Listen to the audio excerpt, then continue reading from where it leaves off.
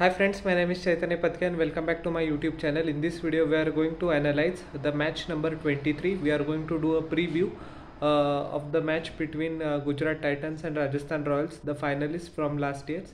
So it promises to be an enticing contest which is going to be played at the Narendra Modi Stadium in Gujarat. Gujarat Titans have the advantage of being the home team, and I think 60-40 or 55-45 towards I'm tilting the scale towards Gujarat Titans because their bowling is, I think, the best in the tournament, and Shubman Gill is leading their batting lineup, their batting chart. So everything seems good on that front as well. So first of all, we will analyze the Gujarat Titans team. Before that, let me give you information about the pitch. The average score here is 170 to 180, but the kind of form, as I had mentioned a few seconds ago, that Gill is in, Gujarat Titans will be hoping that they add at least that, so that their bowling lineup will have a fair bite at the cherry. Shubman Gill is in prime form, no need to worry about that. Wriddhiman Shah has actually provided brisk starts, but he has been unable to convert his starts into big scores, so he will be looking to do that.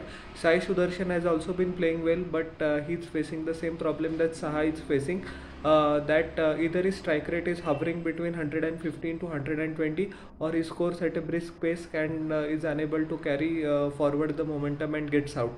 So that should not be the case. The Gujarat Titans batting lineup is bolstered by the return of David Miller, so lots of expectation will be on Miller as well.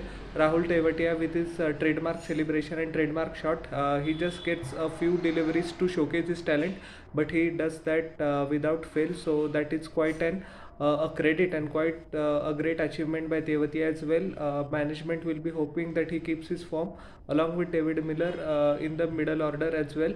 Abhinav Manohar has also will get a run. He has with the bat, hopefully he has not been able to showcase his true potential because of the fact that Gill and other batsmen have been batting so well, but I hope that he might get a chance, or we might see a glimpse of him. Bowling lineup is perfect for Gujarat Titans. Rashid Khan, one of the best bowlers in the world. I think the best T20 spinner in the world. 3 wickets, hat-trick against Kolkata Knight Riders. Alzari Joseph has been also hitting the deck very hard. He always flies under the radar. He's very economical and he's very persistent at the start of the innings and bowls quite a good Yorkers, and he has got excellent variation towards the latter stages of the inning. Mohammad Shami's seam presentation is excellent as usual. He has not got the swing that he would have liked to, but he swings the ball at a decent pace, 140 clicks, which is always troublesome for the batsman, and his death bowling has also been improved by leaps and bounds. So Gujarat Titans are on a firm footing in this game. Analyzing Rajasthan Royals team, Josh Butler has like always has been in the form of his life, and the management will be hoping that he carries forward his good form.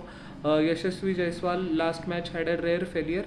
Both of them, Josh Butler and Yashasvi Jaiswal, will be looking for a flying start, because if Gujarat Titans bat first, they will actually score 170 to 80, and a start like that, a good start at the opening order is a prerequisite. Devdutt Padikkal was slotted in the top order after the fall of 1 wicket to shield him from his struggles in the middle order, and Sanju Samson as a consequence has to drop down 1 number. But hopefully Samson will also turn up, because he has not performed up to his potential in the 2 matches, and Sanju Samson needs to perform in each and every game to constantly keep selectors under pressure, that at least select him in the ODI team as a backup, because as we know that the competition is fierce, and the loyal fan base that Sanju Samson commands, every failure is going to dent his chances to cement his place, at least in the squad, or at least as a backup in the ODI scheme of things for Team India, even T20. Ravichandran Ashwin and Yuzvendra Chahal has been bowling well in tandem, but they will be up against Shubman Gill and David Miller in the middle order, so that is a fascinating contest within the match to watch. Trent Bolt has been bowling excellently well, although he missed the last match due to a niggle. He has the potential to take wicket in the very first over. We saw that with when he was with Mumbai Indians and Delhi Capitals before that as well. So the Gujarat Titans batsman will need to be wary of that fact. He gets excellent swing as well.